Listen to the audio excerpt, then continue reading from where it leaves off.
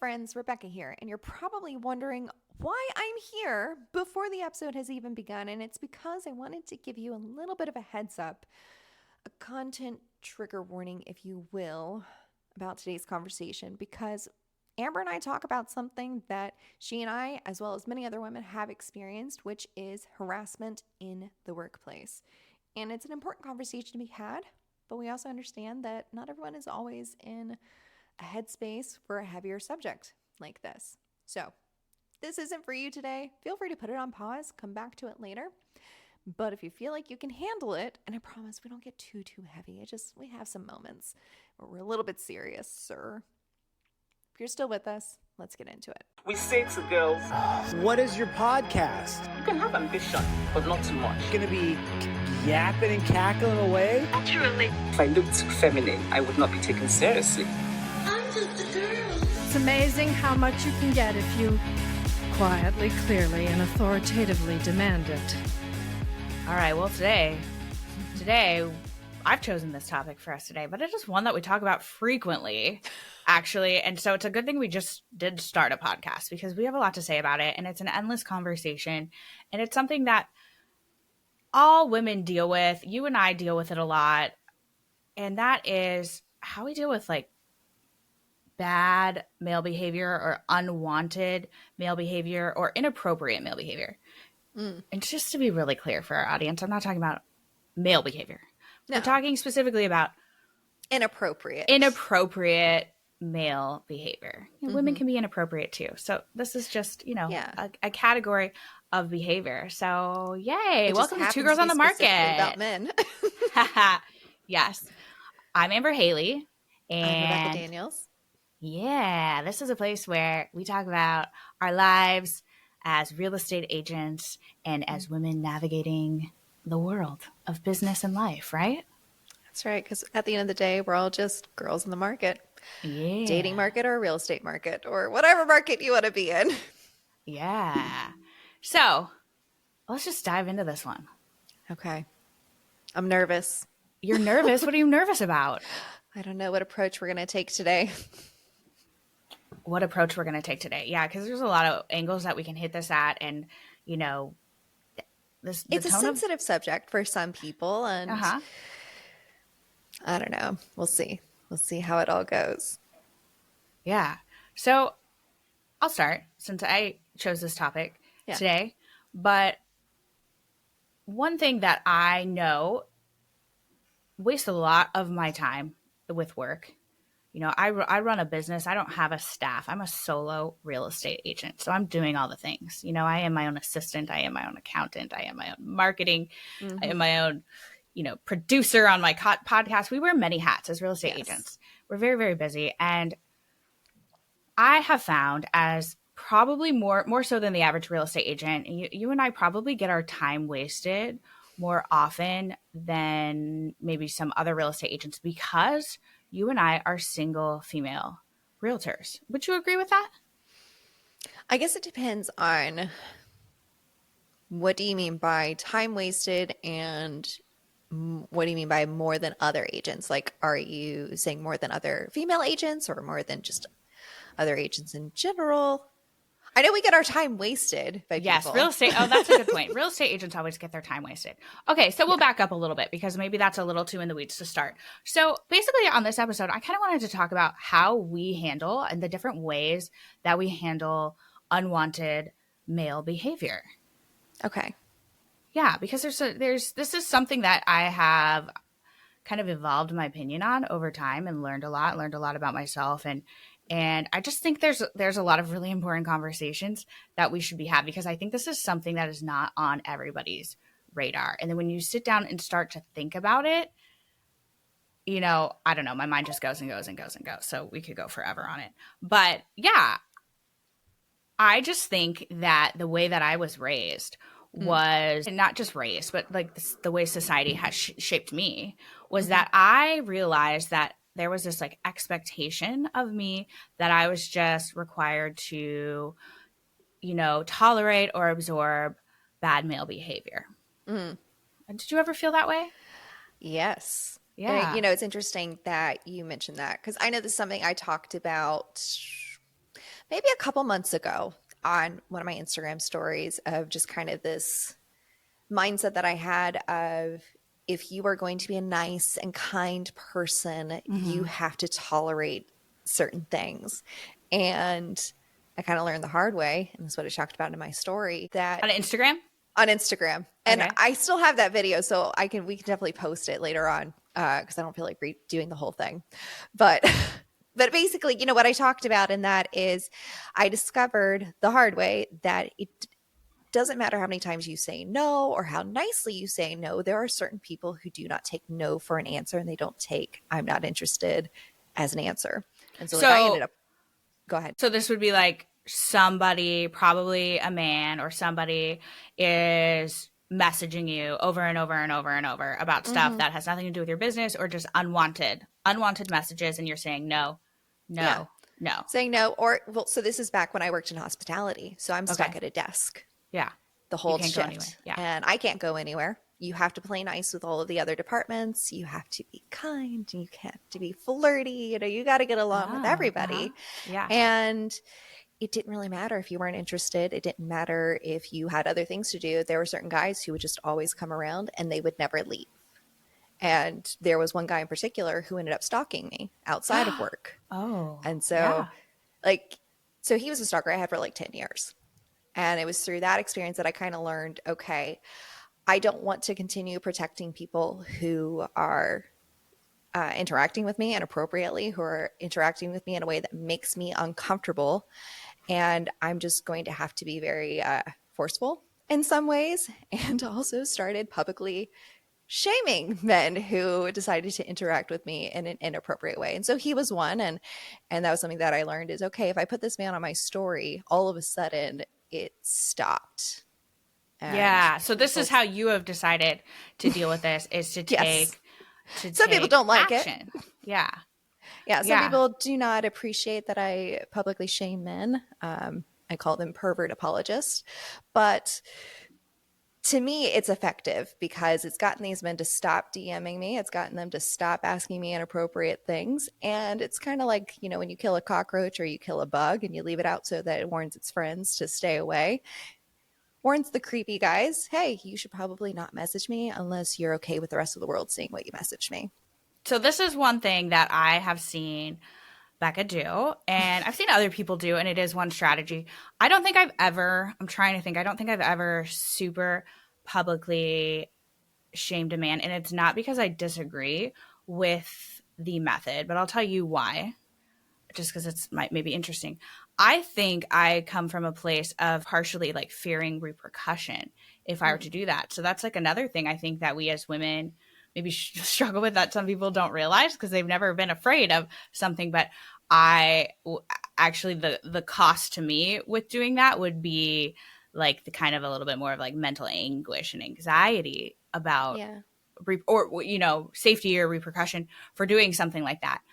Also, I'm not saying there's a perfect answer to this, but also, should that have to be Becca's job when she goes to work today, to have to tell men when they're being inappropriate, or have to like take her time to publicly shame somebody? Like, that's not her job, but unfortunately we do have to deal with it some way, right? Yeah. I don't think it should be part of my job, but here it is. But here we are. But here we are. And we make light of it, and I make light of it on my stories. Like the last time it happened, I'm like, oh no, guys, somebody didn't get the memo last time that this is not okay. And we all laugh, and I know people, they get a kick out of it, and everyone's here for the public shaming for the most part. But inside my heart, inside my stomach, like it doesn't make me feel good. It's not a good feeling. It feels like, no, you're not getting pleasure out of doing this. Yeah, really. no, I'm not like, ooh, yay, a guy I get to shame. Yeah, I'm so excited. No, it's just like, oh, I have to deal with this now. And this is how you're choosing to. You have, that's the thing, and that's why I want to have this conversation today, because we have to deal with it. Yeah. And also, I know that probably most of our audience is women, but for the man out there listening, hopefully we get some male audience members too.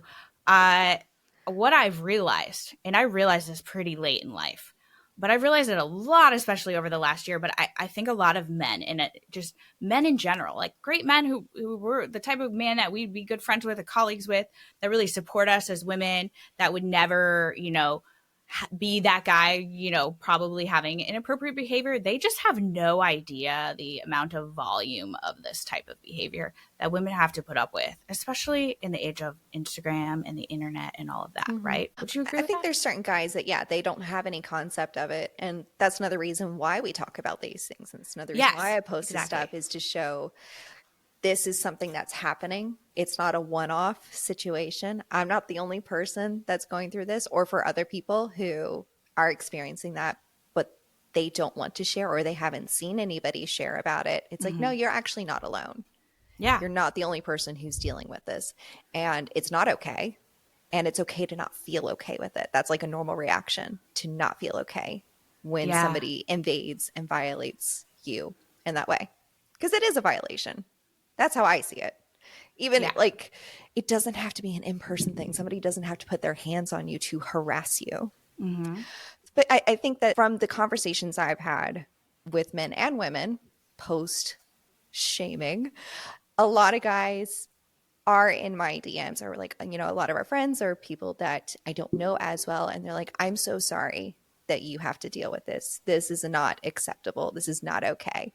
There's the one-off guys who are like, I don't see what the problem is. And I'm like, you're disgusting. I'm never going to talk to you again if you don't see the problem. You're not the kind of person that I need to surround myself with. But for the most part, I found most people to get it. I found a lot of men to understand it. And they're like, I know we don't deal with it as much as you gals do, but we're still sorry that you're having to deal with that.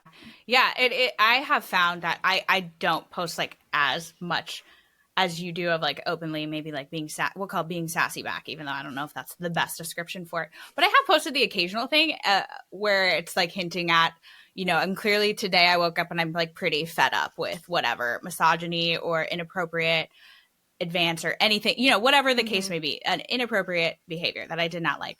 And the flood of feedback will be like, oh my gosh, what happened? And I always just kind of chuckle, because I'm like, do you think that this happens once a year?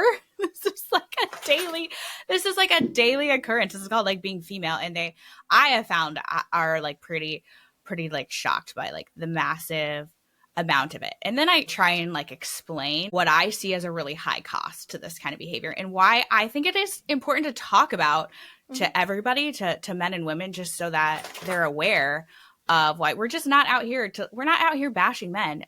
Becca and I love men. We love our male friends. We love our male colleagues. We like men. Like, it's not a bashing male thing to like talk about these things, but I think people just have no idea the extent of it. Yeah. And I think people feel really entitled in the age of like the internet with reaching out to people and like taking their time, and they just feel really, really entitled. And so I think it's good to realize like nobody's entitled to DM you or take up your time or say things that might make you feel uncomfortable. Yeah. It's we call them keyboard warriors, or the trolls, the people who feel comfortable saying anything behind a screen. This is just kind of like the darker element of that. Yeah. The men who harass you. Yeah. Behind a screen. Yeah. For me, obviously men deal with it too. There are women who send inappropriate things to guys. And I know that doesn't get talked about. We don't need to focus on that, because this is sorry guys, this is a women-centered podcast. So we're talking about women's issues here. And yes. Sorry that you deal with it too, but. And by the way, for anything that we say ever, there's always going to be the exceptions to the rule. Yeah. And the reason that we aren't focusing on this not only is because this is a women's podcast and our audience is mostly for women. We're talking about women's issues, but also it is a way higher percentage that it happens to women. I don't think anyone would disagree with that. And so if we focus too much on the one-offs, that is kind of devaluing our experience of what it is to be a woman. That is not to say that women are not inappropriate to men. Of course they are. So I'll tell you a few of the different ways that I have handled unwanted male behavior. And I struggle with this. This is something that I probably struggle with like more than the average woman. Not because I think I get it more than the average woman, but because it's harder. It takes a very high mental toll for me. So the way I've tried to explain it to people who don't really understand where I'm coming from is that, to me, I find there is a very, very high cost of some kind to women, and that is one of the reasons that I know not everybody is going to agree with me, but I think it's really important to acknowledge that genders are not equal. That's not saying one gender is not above the other or not. That's not saying that people don't see people equally as equals. I'm just saying the experience is not the same. That's what I'm trying to say here. So I have found that as a real estate agent, I get a lot of people wasting my time pretending that they want to buy real estate when they really just want my time and they are not a client, or they're just acting very inappropriately and trying to contact me in an avenue that I only put out on the internet for clients, for my business, which, by the way, I have to make a living to pay my bills, just like you, right, Becca? Yeah. Does this happen to you too? Like people? Yes. Yes. Oh. Yeah. And so sometimes, this really, really drains me energetically and time-wise. And so I have to figure out how I'm going to deal with this, right? Like we have to figure out how we're going to deal with this. So sometimes I have been treated inappropriately, even by like a colleague, let's say a colleague or a client or a fake client who's just trying to get my time in the DMs, one of the above, because we have some choices. We can just ignore it, right? And I've heard of women doing that and then finding out later, oh, I lost this $2 million lead because I thought it was fake, or I just, didn't want to deal with it. So we ignore it and we potentially lose some pretty high income. Yeah.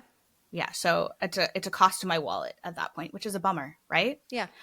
Or we just close our mouths and we tolerate it.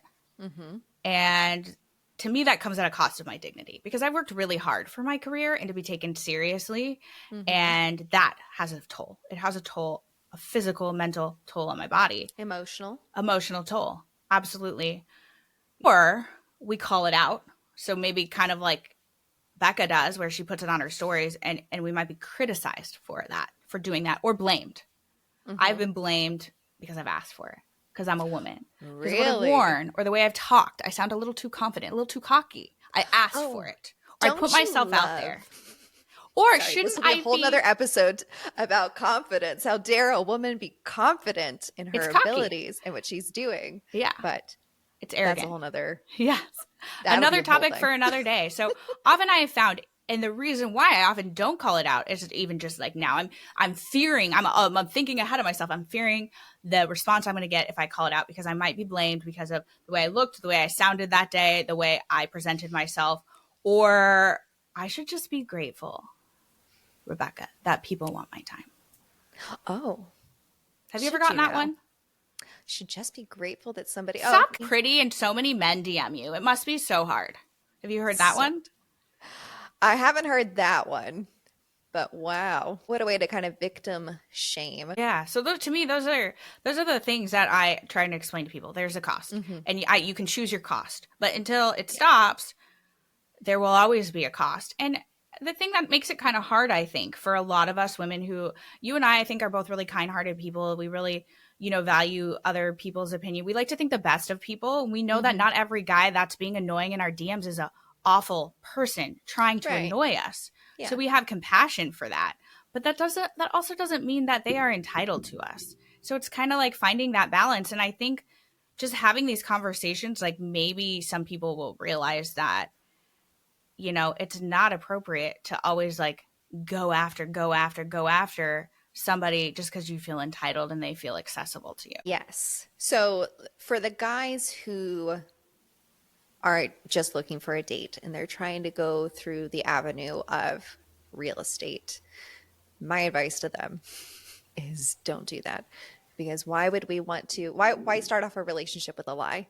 Can you say it louder for the people in the back? Why start off a relationship with a lie? It's a terrible choice. If I find out that, and this has happened, there was a guy who, he's like, oh, I wanna buy a house. And I'm like, that's awesome. Real estate hat goes on immediately. Absolutely. I am not in date mode. I'm like, all right, cool. Like, I'm business hours. Let me look at my schedule. We can do a coffee meetup here. We can just talk about things. I'm going into consultation situation.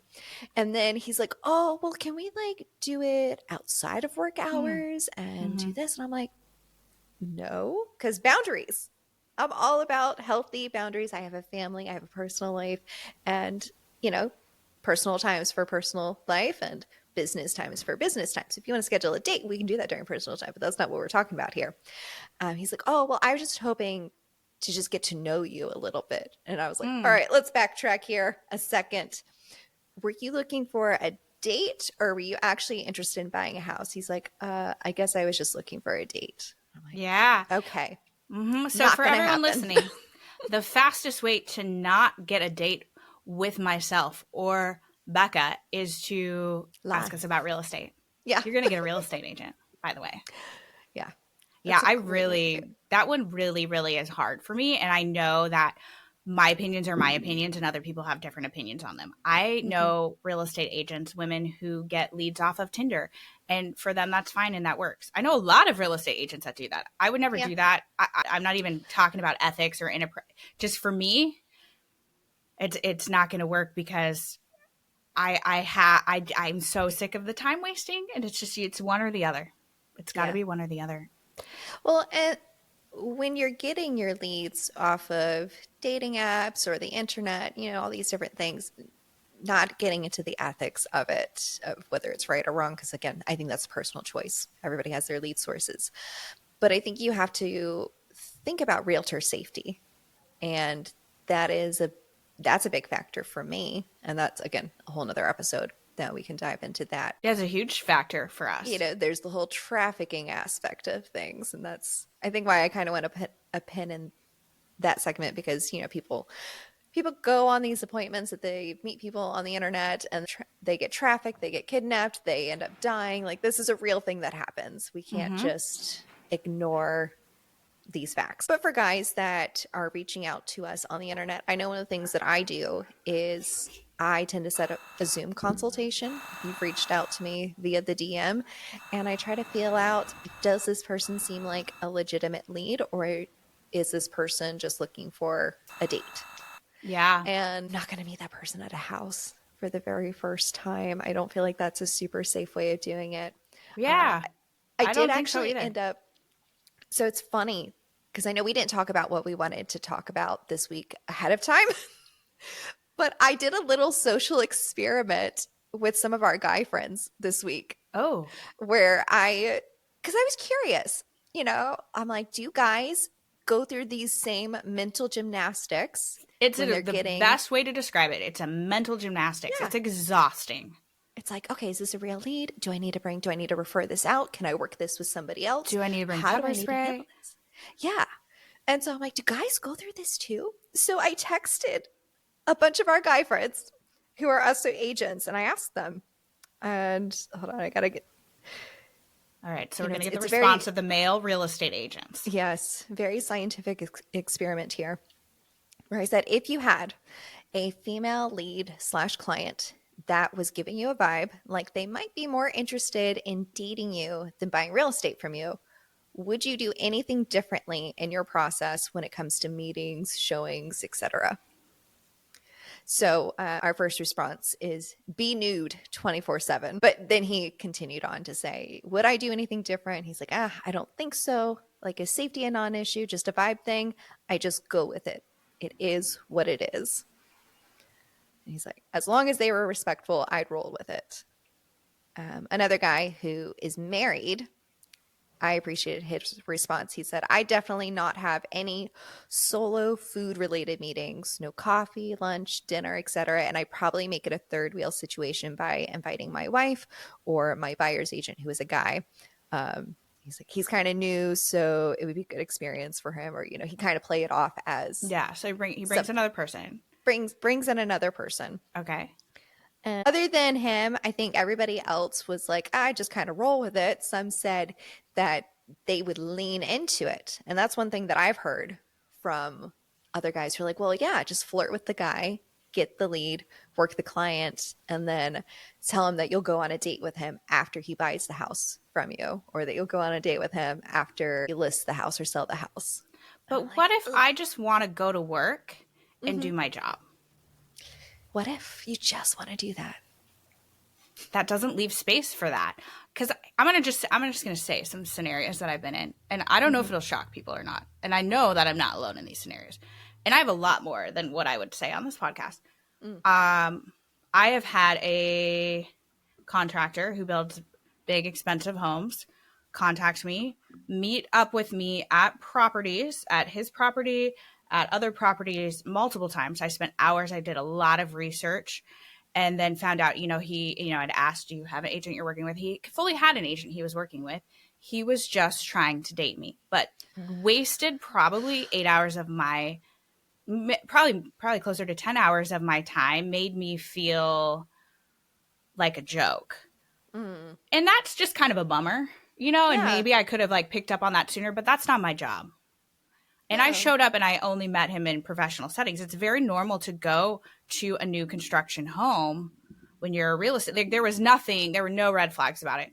I have met another contractor who I went to and I was going to list all of his new construction. That's a pretty big opportunity. That's a lot of income for a solo real estate agent in my market to be an exclusive listing agent for a builder who builds a lot of homes in my market. And I went there and he acted, I had one person be like, oh, are you sure you want to go to that alone? I'm like, it's fine. I went, I had about a 45-minute consultation. Everything was completely normal.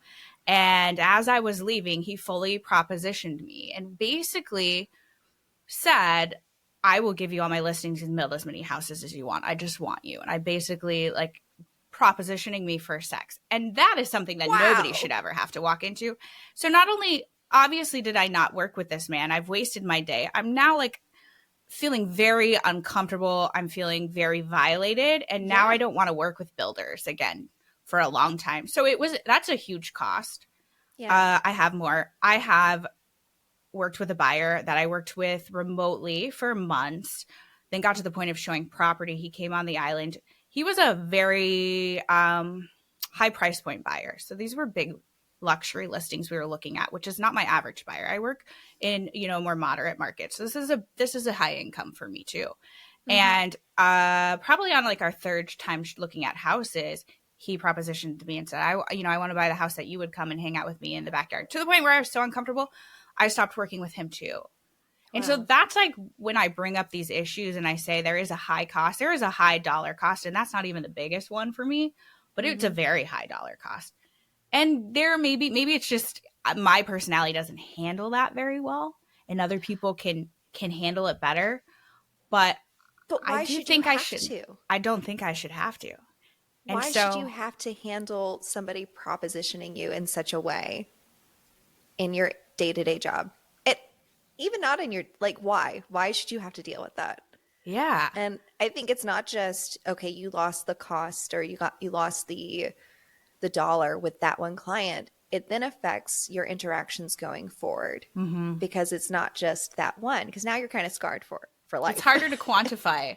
Yeah, the cost then it's the like, further okay, and further how you many go. other people? Yeah, it's like, how many other people have I blown off because I was getting a vibe, or I thought I was getting a vibe, or I just wasn't in the right headspace because I was dealing with this. Yeah. So like, this is like a cardinal sin in the real estate world. I don't answer my phone for unknown numbers. Yeah, and I don't often either. I took my phone number off of my social media, which is a huge cardinal sin for a real estate agent. Yeah. But for me, it was, I kept getting woken up in the middle of the night or like very early morning and getting really lewd phone calls. And so I put my phone on Do Not Disturb at certain hours. And then it started happening in the middle of the day. And I'm like, okay, I'm done with this because I don't want to deal with guys calling me and being like, hey, I want you to come meet me. Are you so-and-so? Come meet me at this house and do blah, blah, blah with me. And I'm like, nope, don't need that. Don't need that disruption in my day or my life. And while it's not to that level, and I'm so sorry that you had to deal with that, like, that's not acceptable whatsoever. It's not acceptable, but I think it's important to talk about, because when people think, they blame women who, or maybe they don't even blame, but they just think that some women are being kind of dramatic. This is not unique to me. There are many, many women in many professions that happens to all of the time. Yes.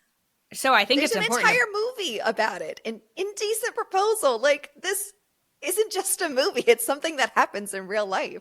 Yeah. And it's hard to say. Like, I kind of wonder, hearing about you and your inappropriate phone calls, like how many of those phone calls weren't going to be inappropriate and were a valid buyer that you maybe just completely missed, and we'll never really know. Yeah. Because not everybody leaves a voicemail. Not everybody sends a text message. So like, oh, I called her. She didn't answer. So I guess I'll move on to the next one.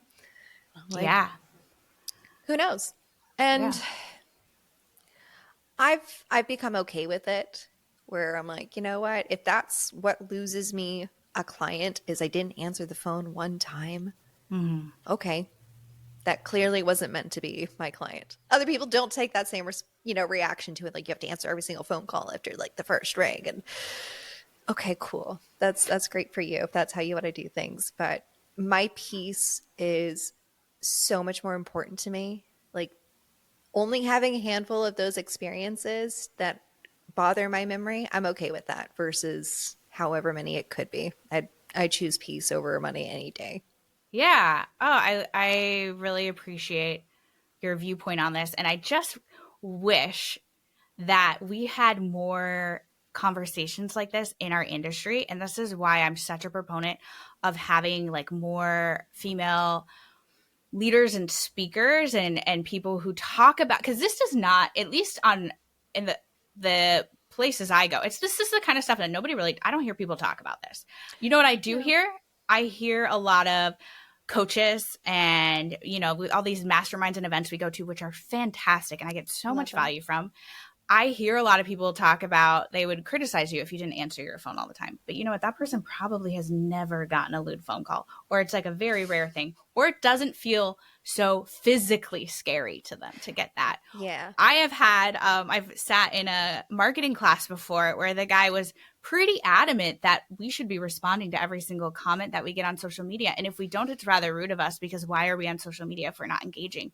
And I'm sitting there thinking, this is a man, because he clearly does not get the massive amount of inappropriate comments that I don't need to waste my time. I don't need to be responding to. And like, it's not a bad look for me to not do that. It's just not on their radar. I'm not upset about this coach, but I'm like, if we maybe had some more women who were in these who were coaches and speakers and all of this, like to maybe have another perspective.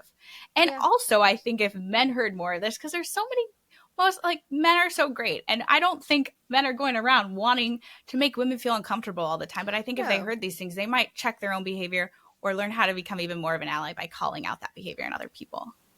Yes, that's the huge part, is there is what we see because we experience the bad behavior from the men, but then there's the locker room talk. There's the conversations that the guys see, and they hear how some of these guys talk about women. They see how they interact with them and kind of what their ulterior motives are at times. And I wish they would call it out more, to be perfectly frank, because well, I know of one person specifically that he went around talking very openly about how he treated women and how he used them. And there were a lot of guys who were part of that, who were privy to that conversation. And not a single one of them spoke up about it. But they were really glad when he was no longer, or at least when he got his comeuppance, if you will.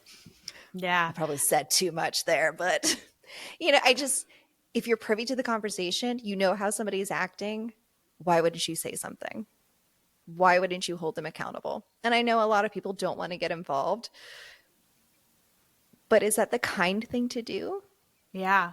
And it's uncomfortable. It makes people uncomfortable, but that doesn't mean we shouldn't do it. Yeah. Yeah. Well, I don't mind. I know. I really admire Rebekah because I have seen her in action, protecting her colleagues and protecting women and speaking up for what's right, even if it's not the comfortable thing to do, because nobody else is doing it. And that's, I think, something that's like really important, and something that I do hope that men who are willing to have these conversations are really willing to hear. We need you to be an ally for us and with us, and women, we need to be allies for each other. And just realize that this is a thing, and there are it's not anybody's fault. We're not blaming certain people, but let's acknowledge it and see what we can do to make it not such a problem. Yeah. And it's not just, we're not the only people who deal with it. It's not just single women who deal with it. It's not just young women who deal with it. Married women are dealing with this. Women who are older than us, women who are younger than us. This is not an age situation or relationship status. It is women across the board are experiencing harassment and inappropriate things that they never asked for. And it's not just from other like potential clients, it's other agents. It's other agents, and It's just a certain subsection of men who, for whatever reason, think it's appropriate to engage with women in inappropriate ways. yeah. And one other thing that I will say that is going to come off maybe a little bit more controversial, because there are a lot of, briefly touched on this, there are a lot of guys who aren't bad guys, who aren't trying to be straight up predators, who aren't trying Some are, but some aren't, but there are men, who aren't trying to waste your time, or they are just, trying to do their best. Maybe they have a crush on Becca and they do just want to talk to her and they don't have any ill intentions. Yeah. But in my opinion, I still don't believe, and I've had to reprogram my brain and my behavior and my actions, that means that they're entitled to your time. And you're always you're always going to be like a kind person. You're never going to like just treat somebody poorly who hasn't deserved it, I don't believe. Right. And I don't think I would do the same thing either. But I do think it's like worth talking about that. I don't think just because somebody has a crush on Becca and maybe wants to text her that they have the right to slide into her DMs like over and over and over again. And I do think we should talk about it because, men can just realize that the sheer volume of it is an energetic suck to women, and you don't need to apologize for not wanting that. And it is kind of like a hard thing that I feel both ways about. And that's why I love to hear other people's opinions too, because, I guess it's not always inappropriate, but it doesn't always need to be welcomed either. Right. And I feel for guys on this in the sense that women like to be approached. I don't want to approach a guy. I don't want to ask a guy out. So I don't want to discourage men from asking women out, because I do think that we appreciate when a guy shows initiative. But there is what you said is don't do it over and over and over again. Or just be understanding when we respond the way that you want. Just be understanding. Right. But, there's the emotional toll of neither of us. We don't want to be mean. I don't want to hurt your feelings. I don't like rejecting somebody because I know rejection hurts. Yeah. But it's okay. Like, shoot your shot. Rules for shooting your shot. You get one chance. Go ahead. Try it out. I don't mind.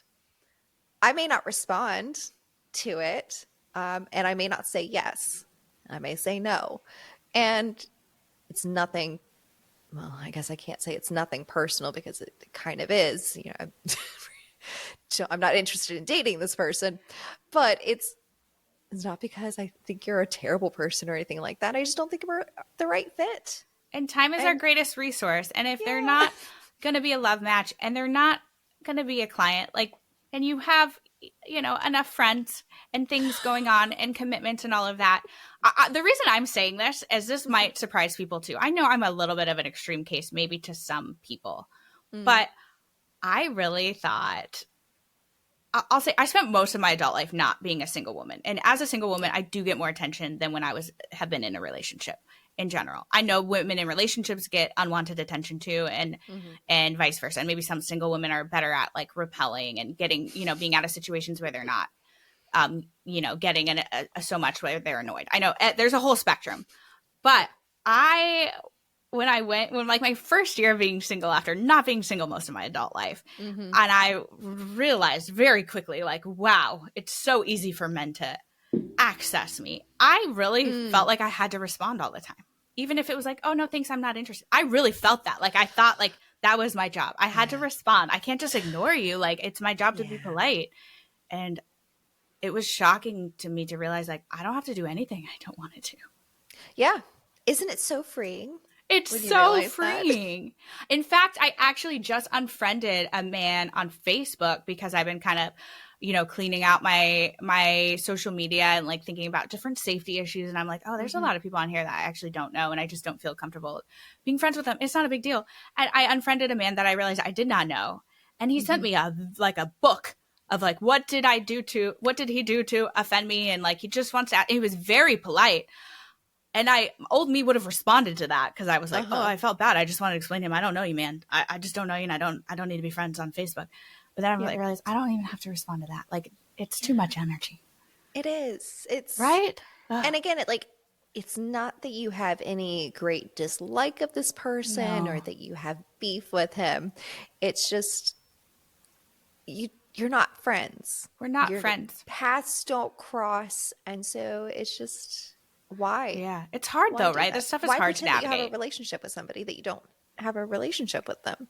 Yeah. So these are the lessons that I'm still learning. So I know that I call you all the time and I ask for your advice all the time. Becca, by the way, to our audience, has even offered to write me scripts because this is how much of a struggle this kind of stuff really is for me. And I'm being a little vulnerable, I think, saying all of that, but I know that I'm not alone in that and how to deal with this, what we have to put up with, what's the best way? How can I not be scarred from every silly little interaction? So, yeah. If anybody else needs scripts, let me know. I'm happy to share them. How to Reject Men 101. How to Reject Men 101. I think that might be the title for this episode. No, I think there's a kind way to reject people. There's a way to do it so that they aren't angry. Because I know a lot of women do deal with that fear aspect. Maybe I'm an anomaly in that I don't get scared about that. I'm not afraid of posting them on the internet. You want to come after me? Do it. No, don't. I shouldn't say. Don't say it that way. Don't actually come after me, please. But I don't know. Once you have one stalker, it's like, well, been there, done that. So. Yeah, this is interesting. I'd love to know what other women do. So, send us a message someday if you have some really good strategies about how you deal with unwanted attention. Yeah. Do you handle it the way the guys do and just kind of roll with it and flirt until they seal the deal? Or do you get rid of them? Is it different when you're single versus when you're married? I'm so curious to hear how other people do it, how other women specifically do it. Because I know we kind of have the same mindset on it of if you're not only in it for business, not super interested in this, I don't know that I'm the right agent for you. But like we said, not everybody has that approach, and that's okay.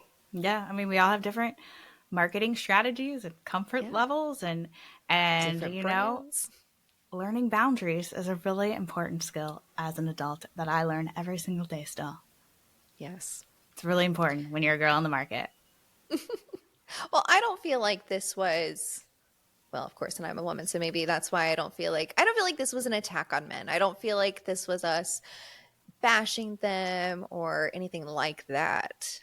No, I love men. I am not here to bash men. I do think these conversations are important for them to hear too. I hope so many men tune into this episode.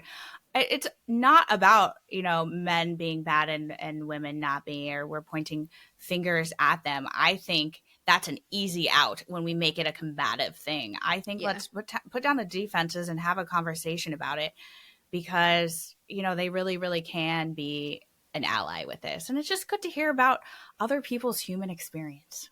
I'm sure they have stuff that they deal with that I have no idea about.